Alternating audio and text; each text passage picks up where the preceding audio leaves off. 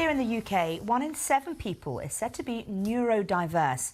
It's a term describing people with conditions such as dyslexia, autism or ADHD. More and more employers are trying to attract people with neurodiversity.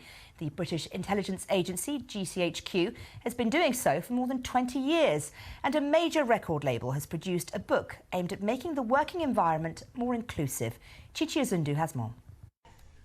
So this can be used to describe most neurodiversities. I typically use it to do either dyspraxia or autism. Put these goggles on and what they will do is turn your world upside down. Can you see? Yes. Now try and shake my hand. Pleasure to meet you. Small gesture that happens all the time in a workplace. But what if you're neurodiverse? Neurodiverse people, those with ADHD, dyspraxia, dyslexia and the autism spectrum can sometimes struggle in a work environment. Something Universal Music UK wants to change. They acknowledge some of their work practices and processes were probably stopping neurodiverse people from even applying for jobs with them. So they did some research and have produced a handbook giving tips on how to make work more inclusive. That's why we're doing it. You know, there's brilliant folks out there that we've already spoken to as part of this research that just wouldn't even consider applying to the likes of us, or indeed many companies. But not everywhere operates like Universal Music. 31-year-old Yvonne is a marketing consultant who works in a typical office. So I am dyslexic. My D's and B's tend to get mixed up. I don't easily recognise errors in terms of spelling, punctuation and grammar. When I told my previous line manager, should I say, in regards to the fact that I was dyslexic, they worked pretty quickly and we were able to adjust my working environment to meet my needs. For people who can read very well, but the odd word here and there they get stuck on. And as Nat showed me, support is available from the government and will be needed if employers are to tap into the potential of neurodiverse staff. Chichi Azundu, BBC News. Well, I'm very pleased to say that Nat Hawley, who you saw in Chichi's report, joins me now. He's from the Exceptional Individuals Employment Agency. Nat, thanks for joining us. We saw a little bit in Chichi's report about what exactly it means to be neurodivergent. But what do you think that employers can benefit from employing more people who are neurodiverse? Oh, well, thanks for having me. Well, I think to start with, a lot of people don't really understand what is neurodiversity and the difference between being neurodivergent, having learning difficulties. But the benefit really comes in the diversity of it. We talk so much about diversity, how we want people of different genders, different religions, different backgrounds, but I think we really forget, what do we really mean by diversity? We mean different ways of thinking, different perspectives. And that's what people with neurodiversity, like dyslexia, dyspraxia, autism, can really bring to an organisation, a different viewpoint. So give me an example of what an employer can do to make the workplace an easier place for a neurodivergent person to flourish.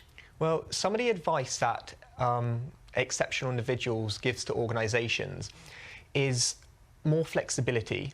Normally, there's this end goal, and the role is as long as you get that goal done, the job's done. But there's normally such processes which people expect you to follow, and they're not really there for any particular reason. So by breaking them down, asking ourselves, why is this process in place? We can kind of restructure it. Another example is being more flexible with working at home, or allowing an office every now and then. For myself, I use my voice to dictate nearly all of my emails. Why is that? Because I can absolutely write, I can read, but it's something which takes far, far longer. It might take me like 20 minutes to write a good email. Let me use my voice, I can do it in 2 minutes. There are examples of companies who've done really well, haven't they? For example, GCHQ, the government agency. I think with those organisations, where they've succeeded where others have not is with the flexibility, understanding that rather than micromanaging people, give them the freedom to have the initiative to figure out the problem. Neurodiversity, obviously, you know, is everywhere, all over the world. You've travelled, haven't you, and talked to people about this subject. How does the UK fare compare to other parts of the world? Well, I recently got back from 4 months in the US to kind of see how it currently is. And the UK is by no means perfect, but it's definitely a lot further than a lot of other countries. I feel that countries such as the US and parts of Europe are still kind of getting to terms with diversity as a whole. And neurodiversity is that kind of one step that they're not quite there yet, but I definitely see a lot of progression in the area. And what do you think companies could do now to improve things?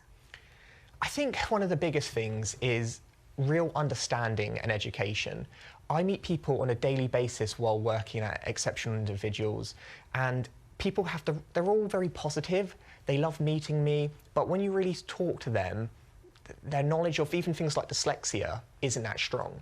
So have people like us come in and train them, speak to their teammates, rather than assume that you know what can make someone's life easier. Just ask them. And if you were neurodivergent, would you put it on your CV, or would you tell a potential employer, or would you advise not to? What does one do? I mean, it's a great question, and I would love to say always tell someone you're neurodivergent.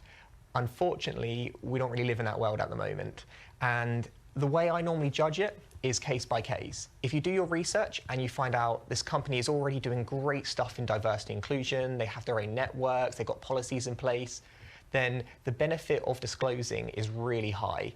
On the other side though, if they don't show any current understanding, I always go under the assumption that their knowledge is a bit outdated. You've got to be the one to educate them. Okay, Nat, it's so good to have you on the programme. Thank you Yeah, very much thank for you talking so to us. much. Thank you.